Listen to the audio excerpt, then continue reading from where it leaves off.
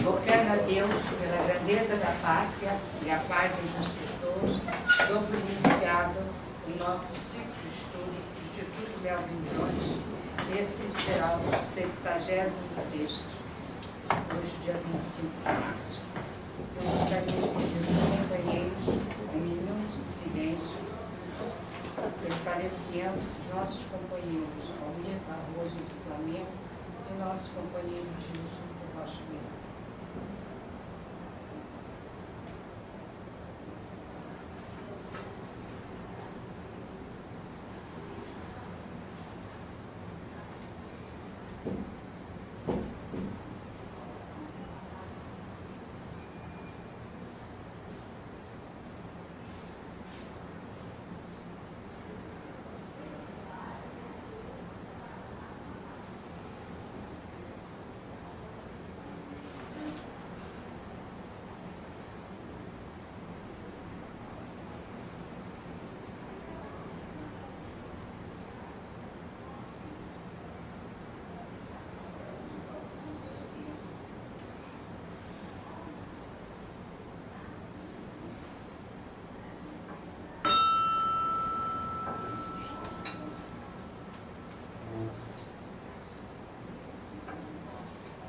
Convido a companheira Maíra para que possa fazer a invocação a Deus.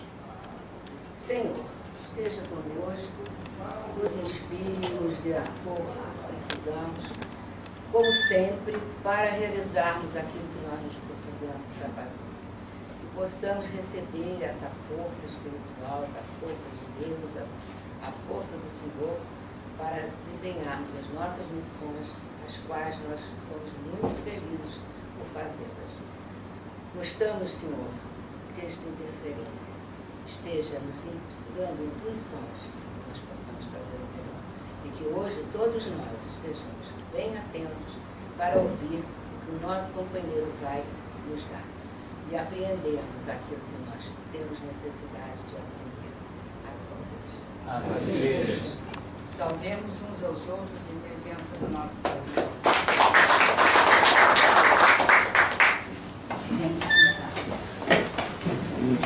Passar a palavra agora ao nosso companheiro João Roberto.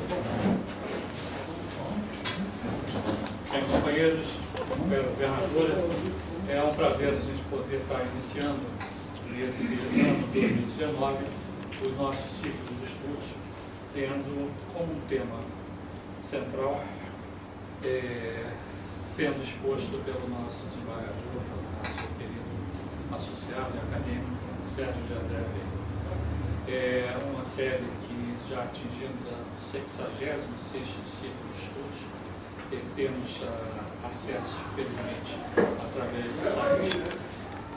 Na soma desses pontos todos e os outros trabalhos, já ultrapassamos a 100 mil acessos e os ciclos de estudos têm marcado realmente um ponto de relevância, porque o trabalho iniciado lançado pelo Instituto Melvin Jones por um ex-companheiro nosso, o companheiro Alencar, do no Sucesso, que trouxe realmente essa ideia de termos um Instituto Melvin Jones.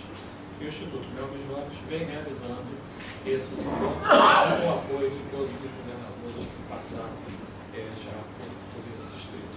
Então, é nosso prazer, nossa satisfação em poder estar apresentando mais esse ciclo. Registrar também a presença da nossa primeira vice-governadora, Vera, dos nossos presidentes de conselhos, Conselho Nacional de Governadores, companheiro Armênio Cardoso, e Conselho de Governadores do nosso distrito, FC, companheira Francisco, que é a presença do presidente da Academia de Letras, Artes e Ciências, companheiro Arlindo, e todos os demais convidados, presença do presidente do Brasil, e todos os acadêmicos e demais que não combinaram com a questão de tempo. Mas é um prazer imenso. Nós pedimos ao companheiro Armênio Cardoso que faça a apresentação do nosso conferencista.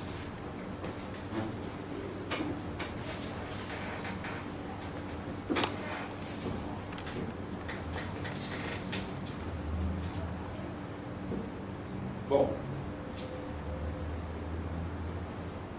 ele é filho de Laulo Barbosa Ferreira e de Aide de Andréia Ferreira. Sérgio Andréia Ferreira nasceu em Copacabana, no Rio de Janeiro.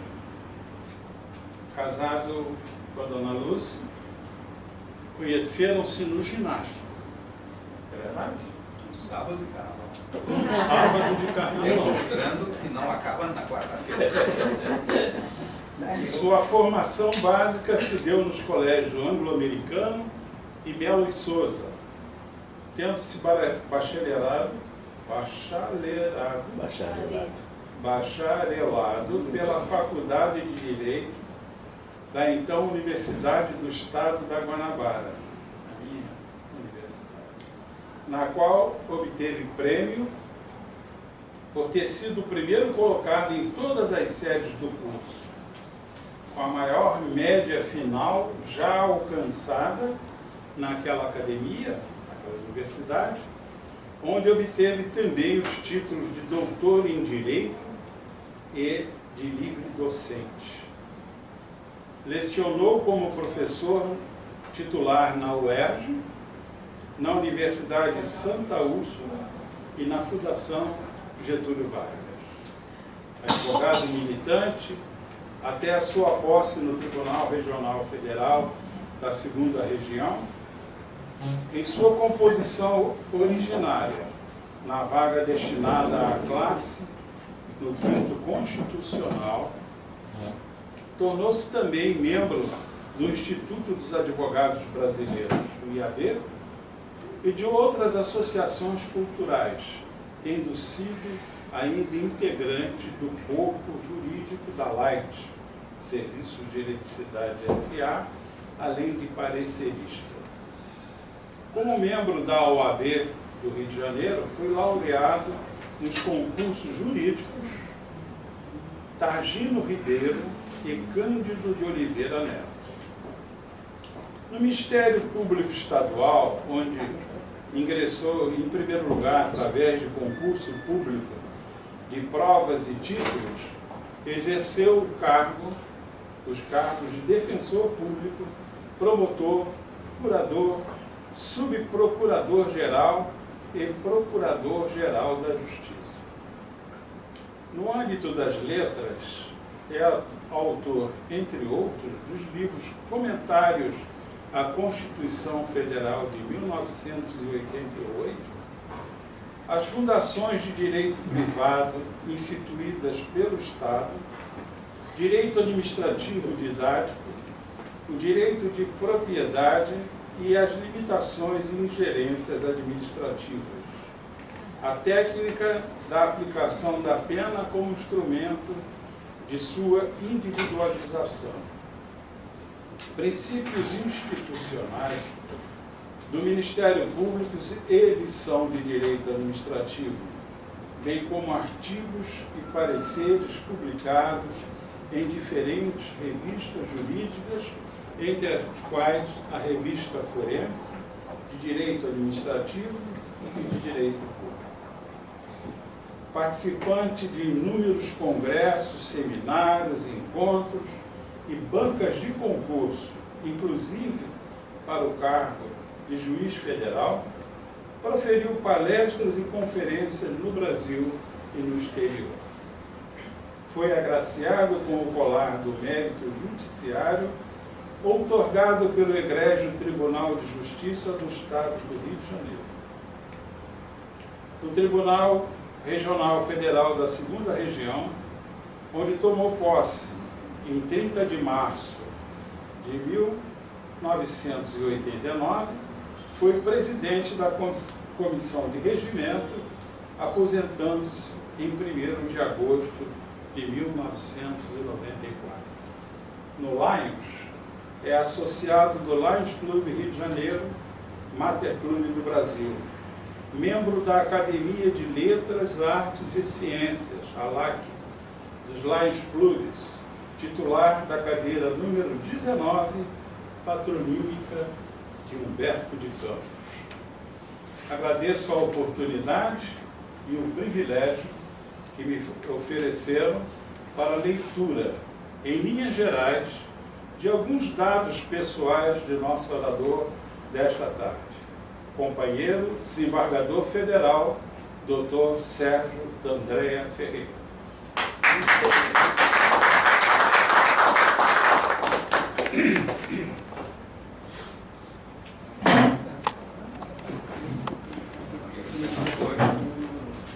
Nosso querido companheiro Roberto,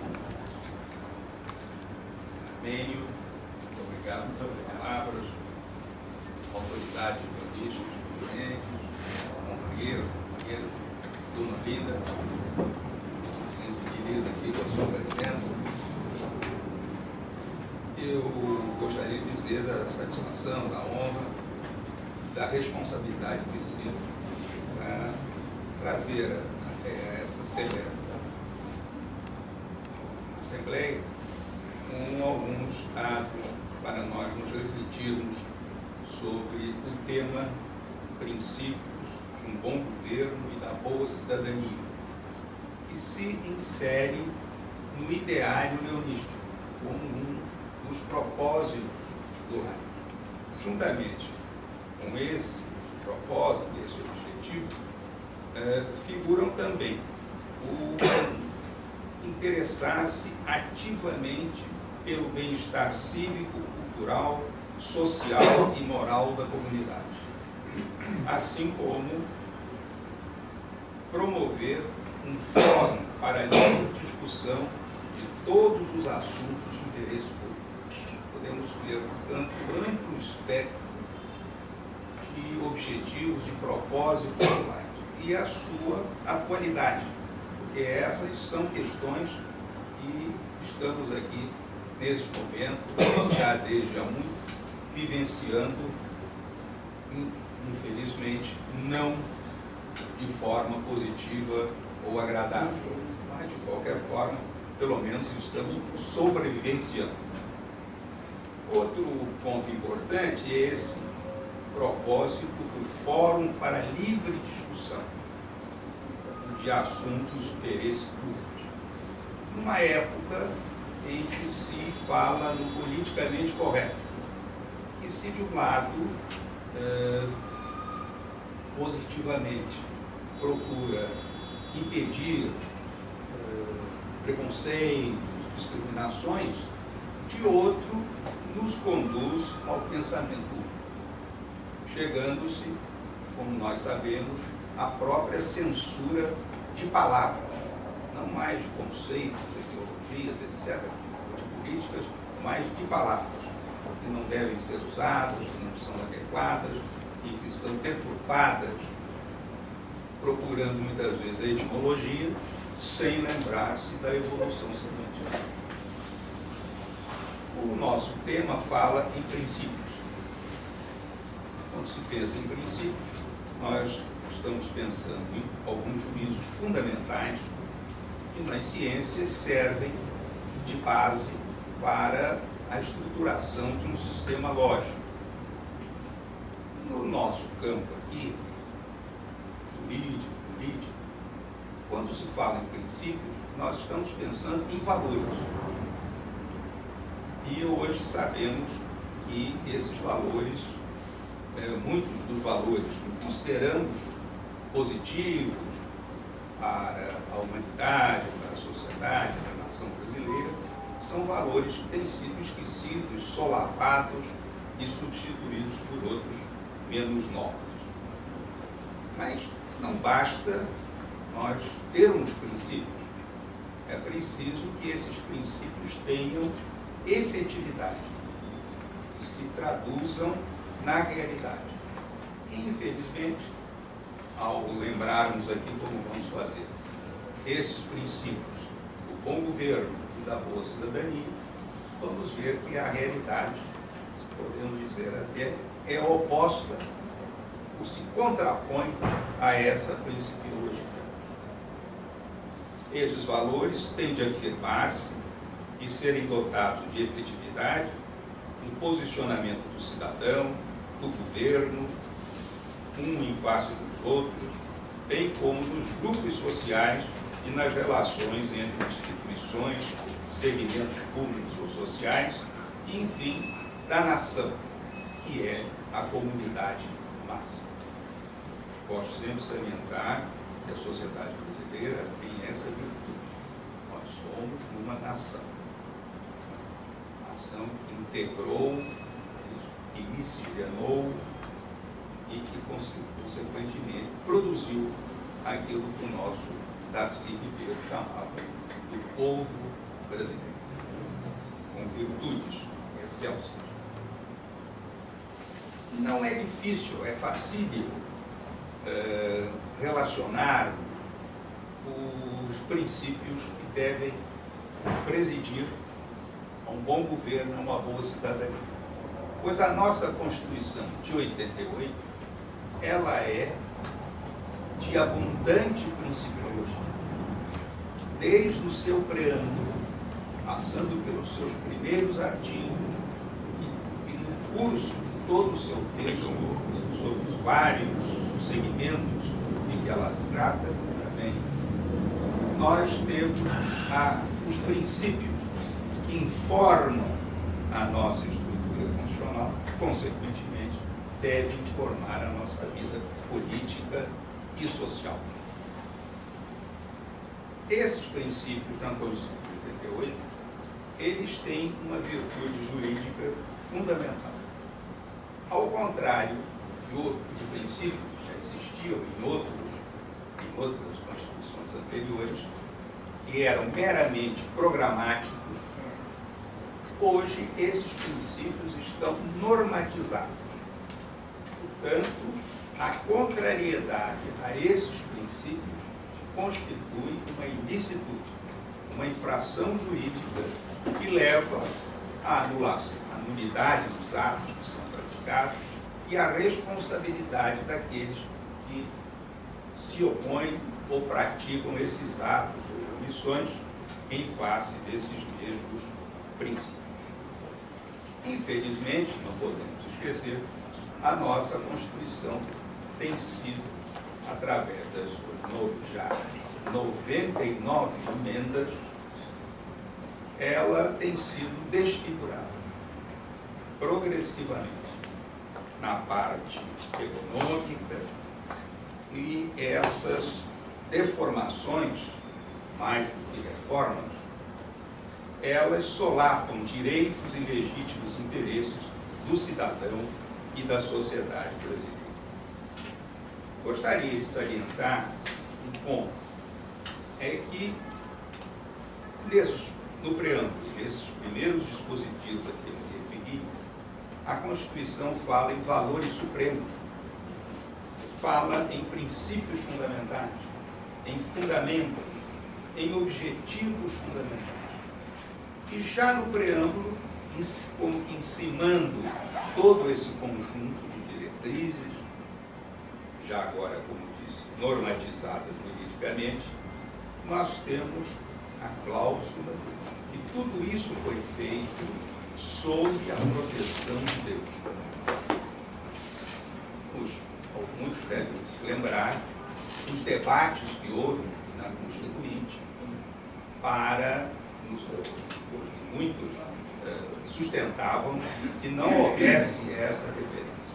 Mas, em razão do voto da maioria, prevaleceu essa menção. E ela, como todas as outras regras constitucionais, ela tem o seu peso.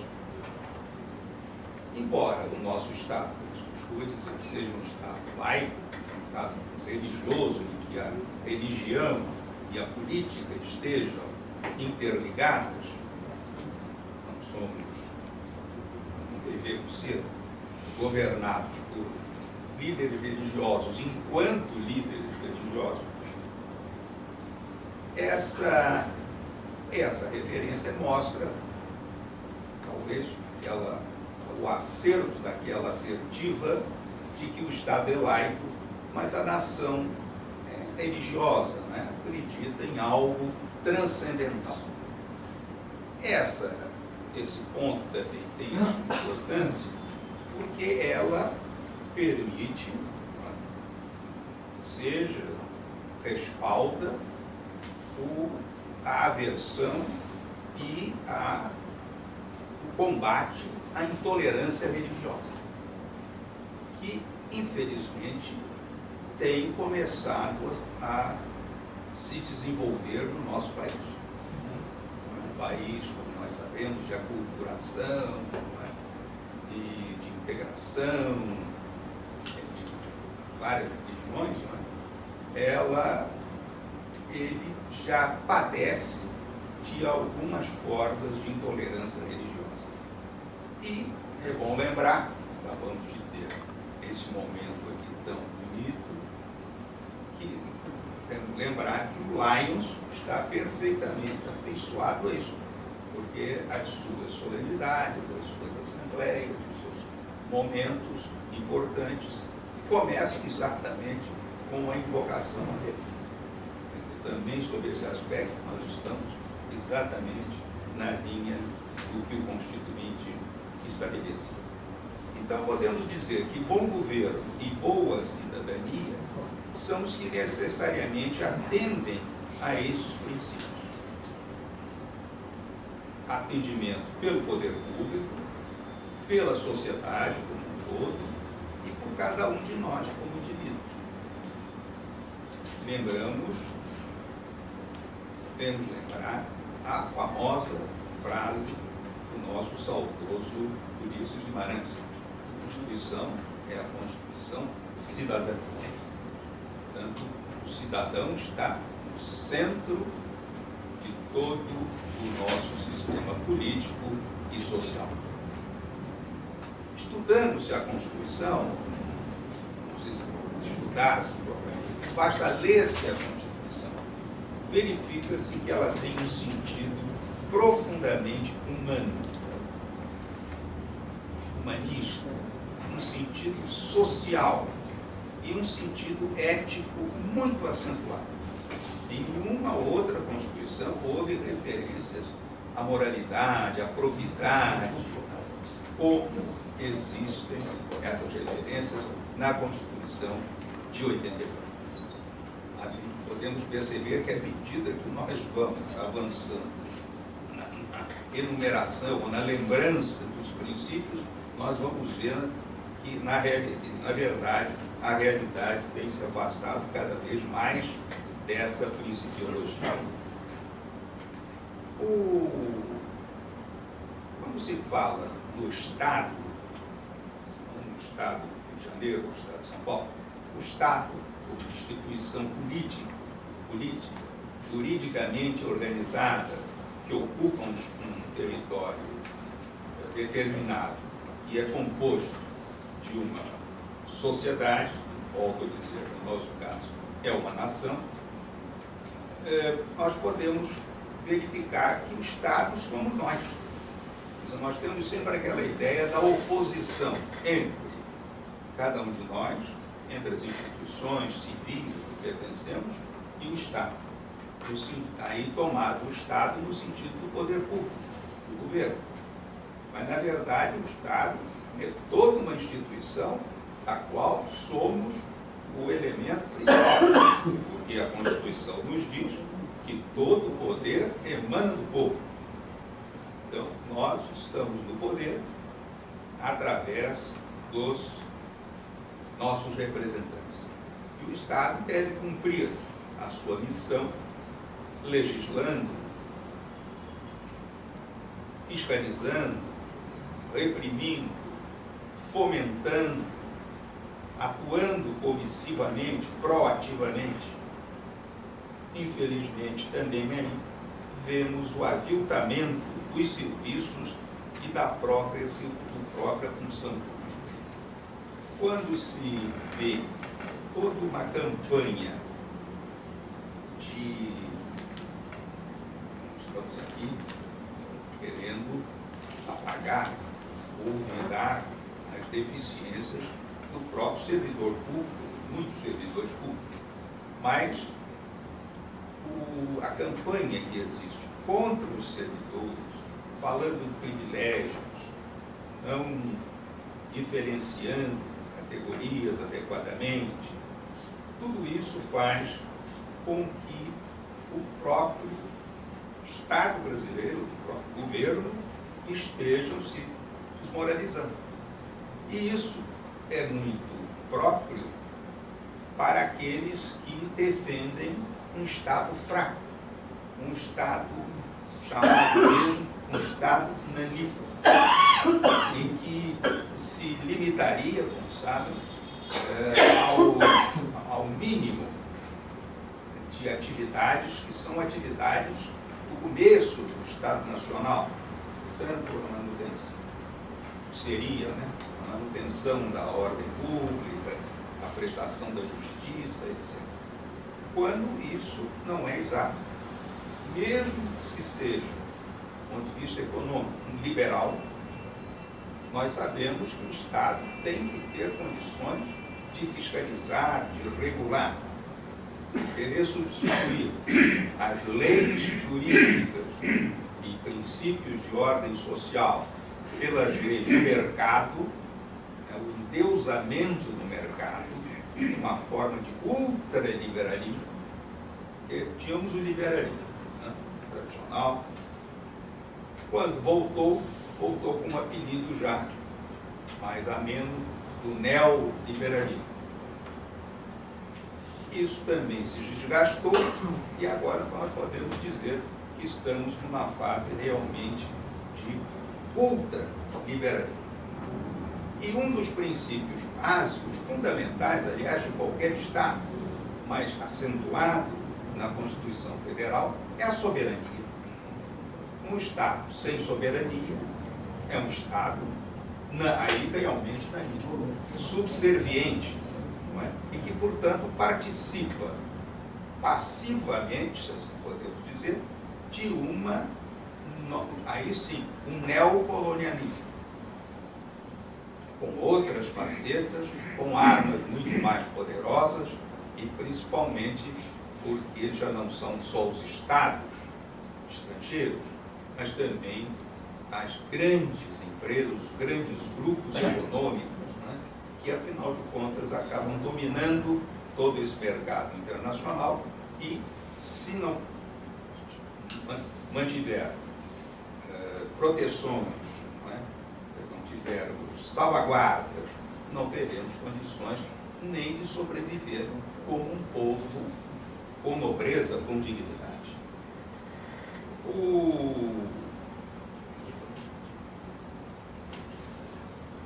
A própria ordem econômico-financeira, quando elenca os princípios ao lado da justiça social, da valorização do trabalho e da livre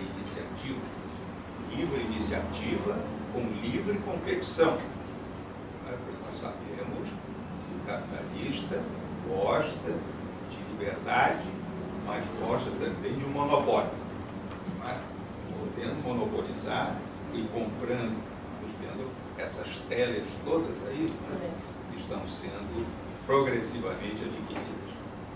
Mas, na própria ordem econômico-social, no elenco de princípios que presidem essa ordem, tanto não é a ordem econômico-financeira, portanto não é nem na ordem social, nem na ordem política, na ordem econômico-financeira, está lá inserida a soberania nacional.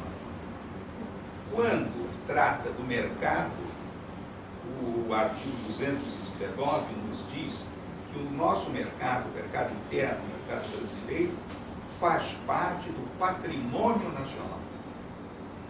Então, todo movimento, toda lei, todo ato administrativo, enfim, toda política pública que confronte com essa psicologia é inconstitucional.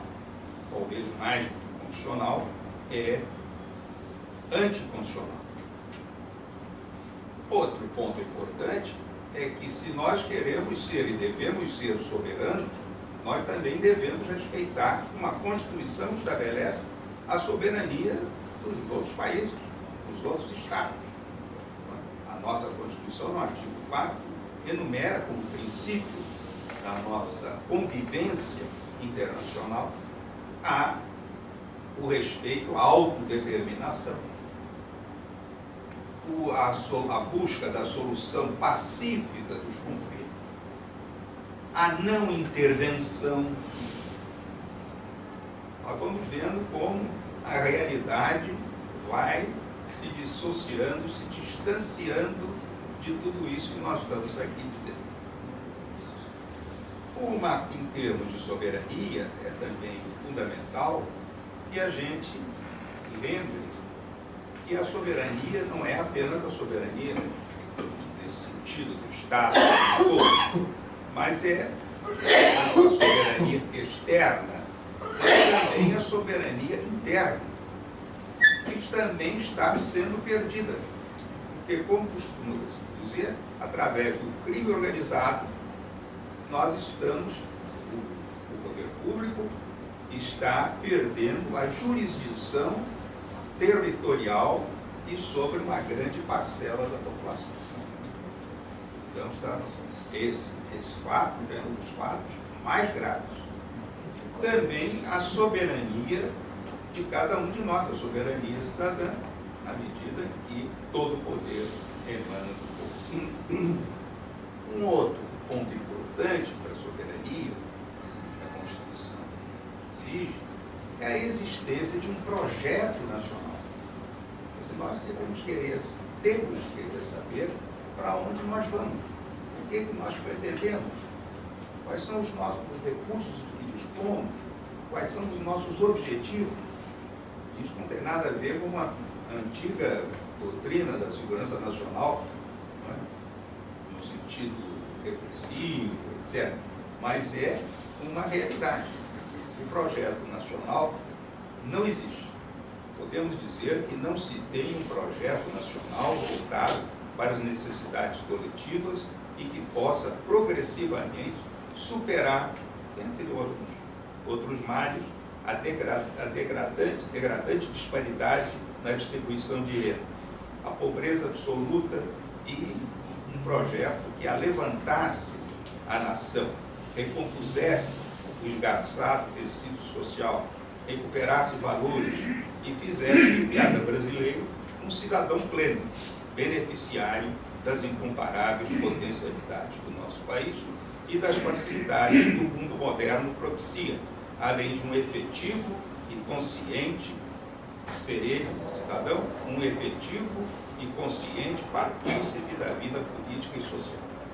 O bom cidadão é aquele que participa, aquele que não se omite, seja através do voto, seja através dos meios de que disponha da crítica, do combate, das sugestões, seja através das instituições políticas, das instituições sociais.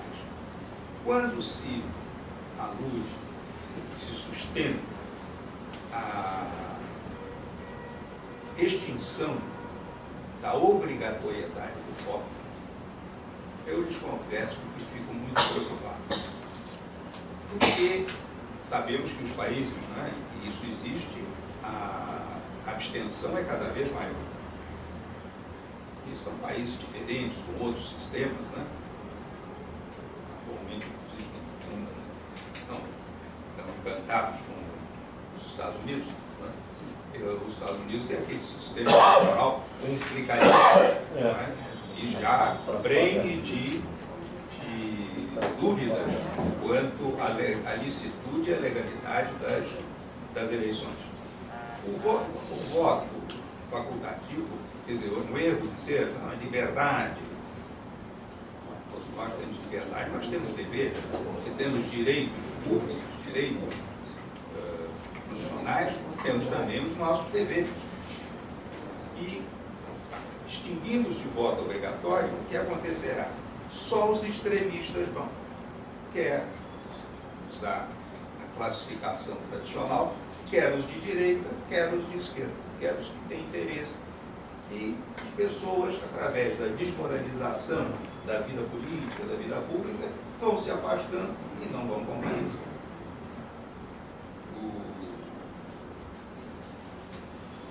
O cidadão, portanto, pleno é o cidadão político e o cidadão social.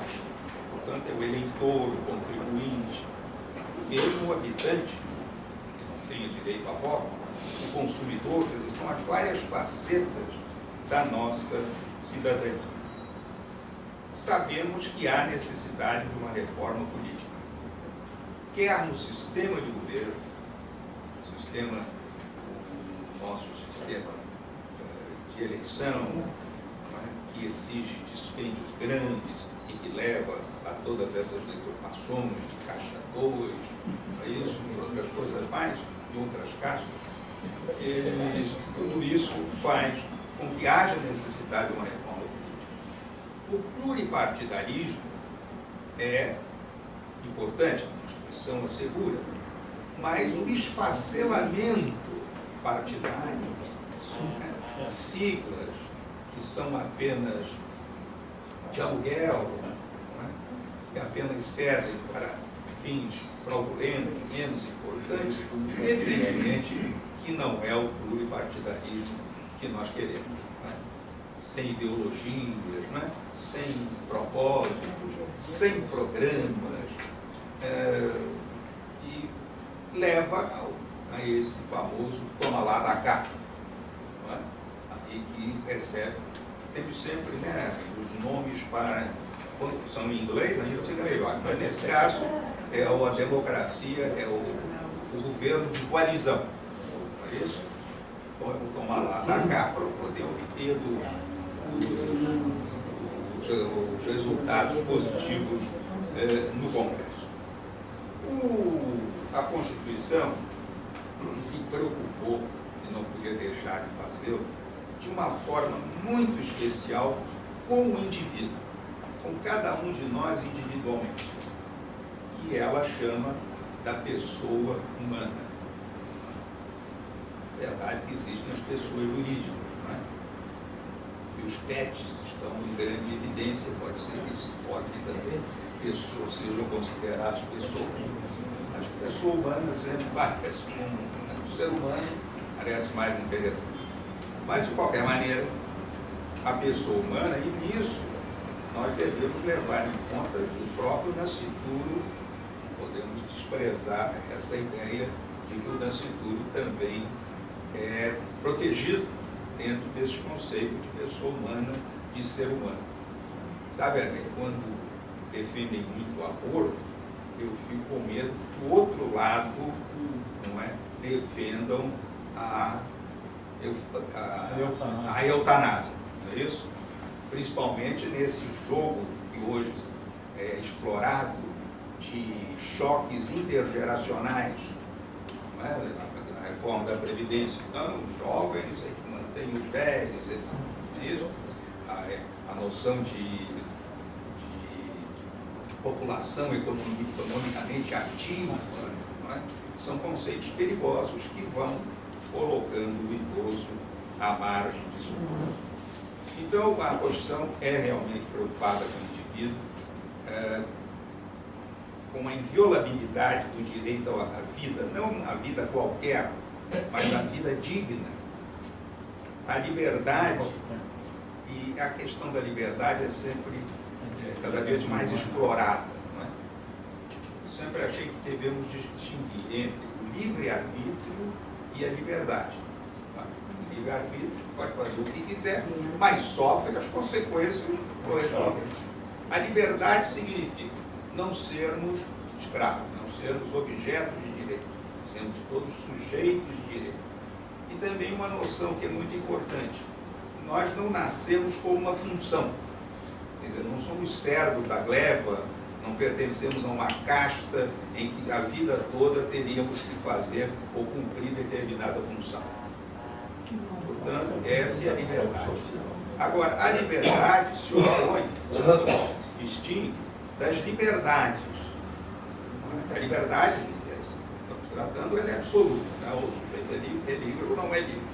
Agora, as liberdades, a liberdade de expressão, a liberdade de crítica, etc., todas elas são institucionalizadas pela própria Constituição.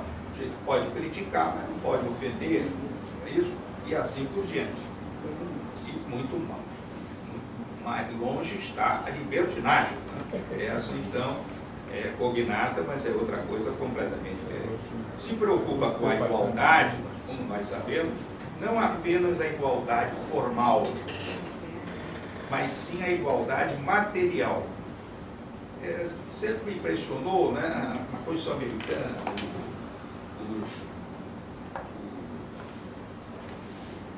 as declarações de direito do homem e do cidadão, dizem que todos os homens nascem iguais e são iguais perante a lei.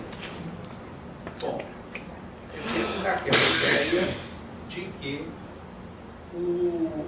a ideia basicamente norte-americana, não é? Todos nascem iguais com as mesmas oportunidades. Se um é loser e o outro é winner, isso é o problema dele.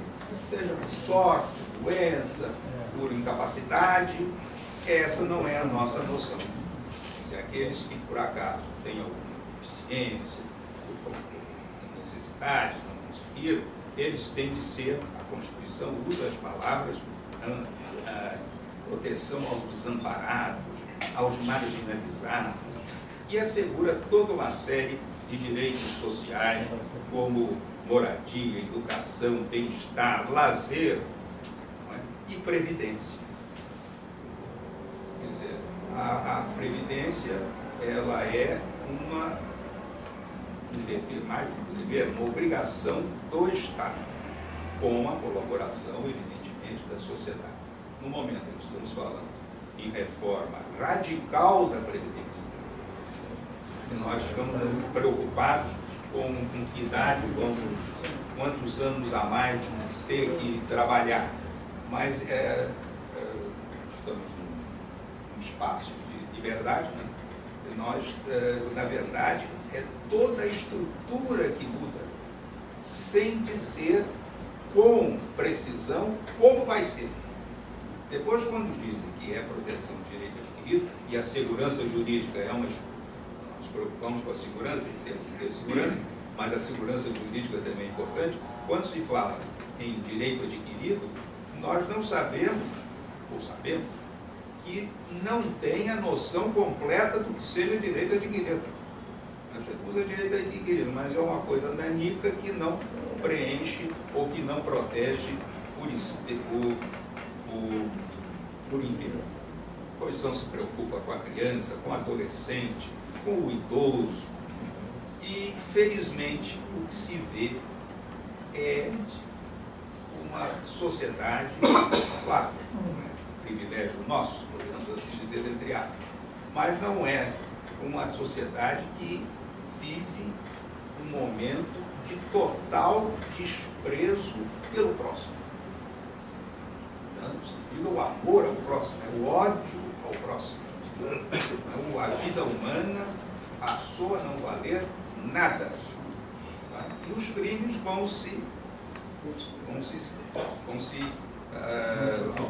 aumentando, né? Vão progredindo e vão criando novas figuras. Fala-se em violência. E aí a coisa fica segmentada. É a violência contra a mulher, é a violência contra o negro, é a violência contra a criança, é a violência no esporte, é a violência no trânsito, não é isso? Mas todas essas formas, elas estão unidas no endeusamento, não é? Da violência em si. E aí vão criando crimes específicos. Feminicídio, a homofobia. Violência contra o Hoje já vai ter que ter o colegicídio, né? Porque, quer dizer, quando se pôde pensar, quer dizer, a nossa sociedade, né, ela enfim, é privilégio nosso, volto a dizer, mas nós temos que cuidar da nossa, né? Não devemos nos deixar, nós queremos criar imunidades contra os males que nos sejam exportados, e não passivamente aceitar. E, quer dizer, quando se pôde imaginar que tantas mulheres fossem mortas, e os jornalistas usam aquela expressão, namorado. Hoje, namorado serve para tudo. O namorado não se conformou com o fim do relacionamento. Esse é um chavão que está sempre está presente no jornalismo. Não é isso. Justamente a palavra antigamente é interessante. Né? Nós vivíamos estado civil. Era casado, viúvo, visitado, divorciado, sendo estado. Portanto, é uma coisa, uma palavra estável. Né? Hoje é o relacionamento. O relacionamento é alguma coisa que tem começo, pode ter fim a qualquer momento. Então, isso mostra que não se justifica o fim do relacionamento. O relacionamento é passível e até visa ao fim. Sabemos que nada na vida, na humanidade, é para sempre. Né? Existe evolução, existe modificação. Mas, em matéria de família, nós estamos vivendo um momento crítico. Porque a família tradicional, e nós devemos pensar no fato de que o homem é um animal, até que parece que é o animal mais dependente enquanto criança, né? Enquanto não se torna adulto. Então, no momento em que precisa da família. E essa família tradicional, por vários fatores, ela praticamente pode-se dizer que se desfez. Agora, casamentos são feitos por amigos. Amigos, a gente dá uma festa, diz que aquilo é casamento, e um amigo faz o papel, seja do pastor, do padre, do juiz, etc. Não é isso? Declara. Marido. Quando vai marido, mulher? Nem sempre é assim mesmo. Mas assim mesmo, né? Exatamente. Quer dizer, toda essa perversidade, não é galopante, a perversidade é galopante. Se não estancarmos isso, e não é só a consulta, claro que a segurança pública é importante, mas não é ela que vai resolver. Porque a polícia também é violenta, é feita a corrupção. Né? Tem o controlador, tem o controle, tem o controlador, mas a corrupção do controlador, e assim por diante. Fica não acabar de sucessão de corrupções. A sociedade, ela também tem hoje vive um momento muito importante, que é o momento do alargamento cada vez maior, mais profundo, vários campos, vários aspectos, dos novos meios de comunicação. Comunicação social, no sentido da rádio, televisão, etc., e os meios hoje da informática,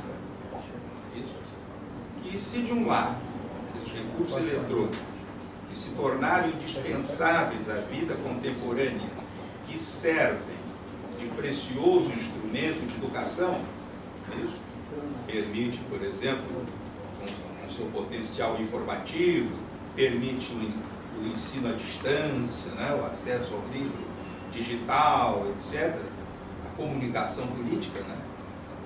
Sabemos que houve uma subversão completa, tem havido nas eleições dos vários países, em questão, né, todo o tempo ainda, comício em praça pública. Isso, os grandes discursos, estava sério. Pode ser chateado. Antes do brigadeiro Eduardo Gomes, João Roberto não pegou o brigadeiro. Era um grande orador. A interação social propicia, por outro lado, o uso para os mais tolerantes, ao incentivo ao exibicionismo, a negação da privacidade, a facilitação da prática da pedofilia e outras. Antigamente havia figura, né, do tarado, é isso? É muito interessante, né? Interessante. A figura desapareceu, não desapareceu, mas o epíteto desapareceu. Se de uma parte agiliza a intercomunicação virtual, de outro afasta a interrelação pessoal. Quer dizer, dentro mesmo da família tradicional, né? Pais já não falam mais com filhos. Todo mundo sabe disso, as coisas estão a gente sistematizar. Vamos a um restaurante, está lá o bebezinho já sentadinho, fica quietinho, né? Hoje criança vai a qualquer lugar, não é isso? Então, tá lá, eles ficam lá, os adultos conversando, ficam todos satisfeitos. E vendo as coisas, mas, quer dizer, não há nenhuma a Constituição, a Constituição, isso não podemos deixar de lembrar aqui, já tenho lembrado aqui em outras oportunidades, o capítulo da comunicação social tem 2 pontos que são inteiramente desobedecidos, contrariados. O de que não pode haver monopólio das comunicações e, consequentemente, monopólios monopolísticos, provavelmente, mas também oligopólios. Né? E, por outro lado, que toda a programação, tudo, deve respeitar os valores éticos e sociais da pessoa e da família. Inclusive, a Constituição prevê que a lei crie um instrumento jurídico, um tipo de ação, uma espécie de mandado de garantia, não é? Para aqueles que se sentirem atingidos nesses pontos, possam propor ação. Nada disso foi. É interessante, por exemplo, os magistrados, né, eles têm a vitaliciedade, Ministério Público, etc.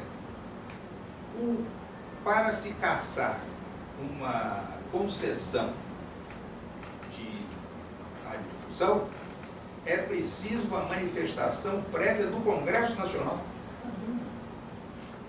Porque na Constituinte, aconteceu, deve se lembrar, porque estava no colégio, mas já estudava esses assuntos bem, a Constituinte, ela tinha, claro, do lado extremista, do lado centro-direita, todos os pontos, e tinha o centrão. O centrão, ele se preocupou com a parte da comunicação e com a ordem econômico-financeira. O resto deixou para botarem esse negócio social, esse negócio todo, porque sabia que com o poder econômico-financeiro e dos meios de comunicação, evidentemente que não iam prevalecer ou, infelizmente, não estão prevalecendo. Costuma-se dizer que há 3 estágios de degradação social. A crise passageira, superável, os mais otimistas, né? Assim, dizem que até um momento bom, né? Que permite uma evolução, a crise, toda evolução parte de uma crise, biologicamente aqui, muitos conhecem melhor o assunto que eu, saibam e afirmem isso. Depois vem a decadência e, finalmente, a desagregação. Nós estamos partindo para esta fase da desagregação. Quer dizer, não é a crise de uma época, é uma época da crise, mas uma crise no sentido da degradação. Portanto, é preciso pensar-se numa nova ordem, né? Em algo que estabeleça, a partir principalmente das novas gerações, estabeleça uma sociedade rígida, porque aí se reflete no governo, né? Se reflete em tudo mais. Não podemos querer um governo maravilhoso se a própria sociedade vive, infelizmente, momentos tão difíceis. Portanto, este é o momento de, à luz desses princípios, o manejo dos instrumentos jurídicos adequados, dar-se real efetividade à Constituição. Bastaria isso para nós chegarmos já a um resultado favorável. Com fortalecimento das virtudes pessoais de cada um e das virtudes do povo brasileiro, estão sendo também invertidas, subvertidas. Para isso, governador, a contribuição do movimento místico é fundamental, principalmente se nós levar, ou basta, principalmente, bastando levar em conta os 3 propósitos a que eu me referi disso. E tenho a certeza que todos aqui estamos já empenhados em lutar de alguma forma que seja sem parte. A vantagem de várias instituições é essa. Não é o partidarismo político, não é o sectarismo religioso, etc. Mas é a consciência dos grandes problemas que dizem respeito ao interesse público. E ninguém melhor serve o interesse público, nosso deve servir, do que o laicos. Portanto, laicos têm um papel fundamental nesse plano. Muito obrigado.